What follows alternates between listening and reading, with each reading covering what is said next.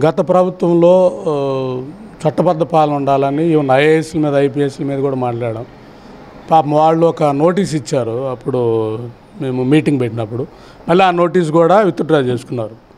So ఈ ప్రభుత్వంలో కూడా అదే మాట్లాడుతూ ఉన్నాం. మేము ఎక్కడ కూడా భారత రాజ్యాంగాన్ని ఉల్లంఘించాం. ఇంకా నేను కూడా లా స్టూడెంట్కి చేరిన నేను ఒక చార్టెడ్ అకౌంటెంట్. నా మీదే కేసులు పెట్టేశారు మనోభావాలు దెబ్బతింటాయని. నేను ఏదైతే మనోభావాలు దెబ్బతింటాయని మన బయట మాట్లాడుతున్న విధానంలో మనోభావాలు దెబ్బతిన్నాయని నా మీద ఇన్ని సెక్షన్స్ కేసు పెట్టారు.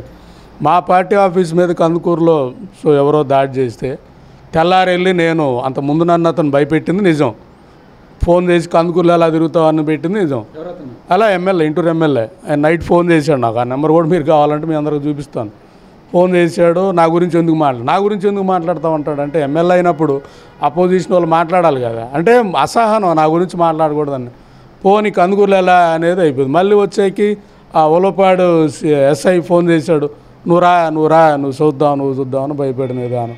మళ్ళీ కరేడ్ ర్యాంప్ దగ్గర ఉన్నప్పుడు నన్ను లాగేసిన విధానం చూస్తే కసిగా కనపడతా ఉంది.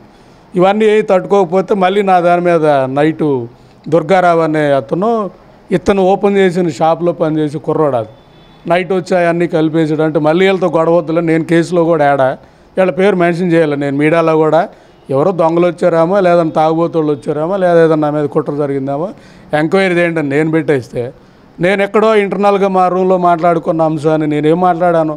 ఇది మంచి సంస్కృతి కాదా? ఆ ప్రభుత్వంలో కూడా వాళ్ళు కూడా ఇలా అడ్డగోలుకి వెళ్ళిపోయి 11 సీట్లకు వచ్చారు.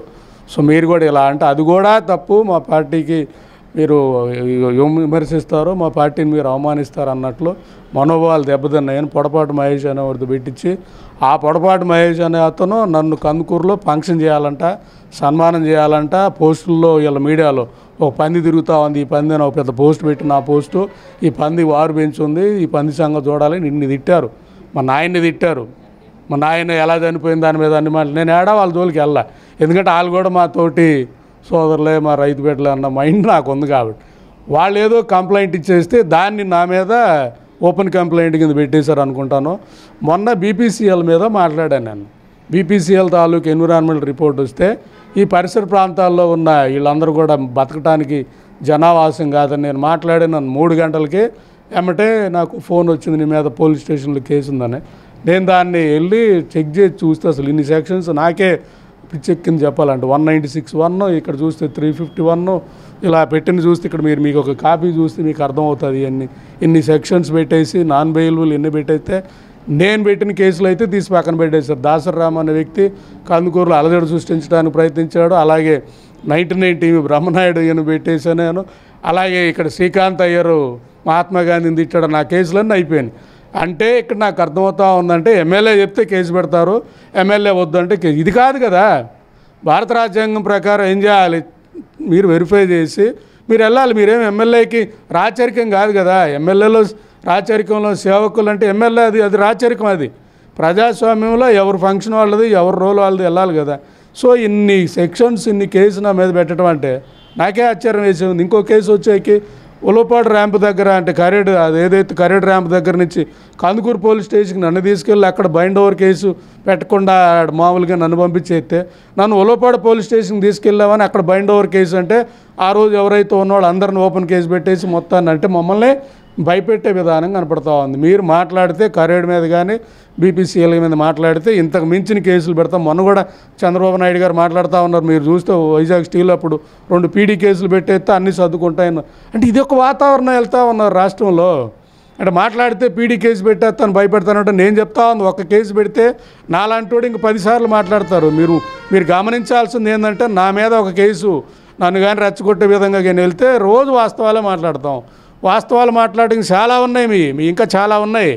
విజయవాడలో మీ అవినీతి, మీ అనుచరుల అవినీతి ఆ చిట్టా కూడా అంతా రెడీ చేసి పెట్టాం. ఒక్క విషయం కూడా తగ్గే పరిస్థితి లేదు. నేను మళ్ళీ చెప్తా ఉన్నాను, చట్టబద్ధంగా వెళ్ళండి. ఇది మీ రాచరికం కాదు, మీ కుటుంబాలకు జాగిరి చేయటానికి కాదు ప్రజలు మీకు ఓటేసింది. ప్రజలకు జవాబుదారితనంగా ఉండాలి. ఆ రైతులకు ఈరోజు సెక్షన్ 30 పెట్టి మాట్లాడనీయకుండా పరిస్థితి అంటే ఒక ప్రాంత ప్రజలుగా నా గొంతును మీరు నొక్కలేరు. ఇంతకంటే ఇంకెక్కువ మాట్లాడతాను.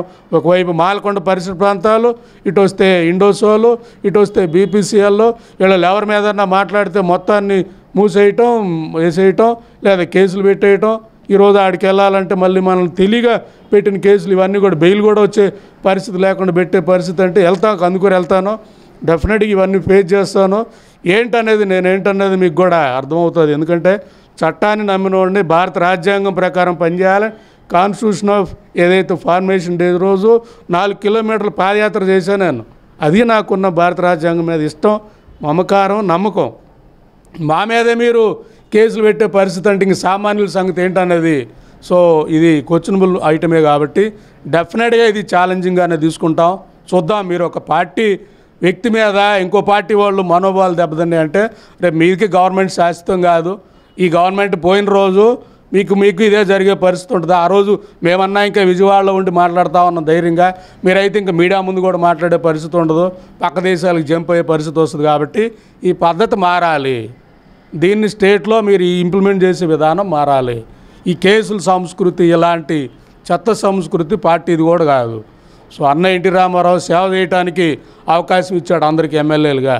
సామాన్యులందరూ వచ్చిన పరిస్థితి ఇప్పుడు ఏడ చూసినా మీరు ఒక ఎమ్మెల్యే 70 కోట్లు 100 కోట్లు మళ్ళీ దానికి పోయి కేసులు పెట్టాలి, భయపెట్టాలి. ఆయన ఒక రాజు, ఆ రాజు చెప్తే మళ్ళీ పోలీస్ స్టేషన్లో కేసు పెట్టాలా పెట్టకూడదు అనేది ఇష్యూ.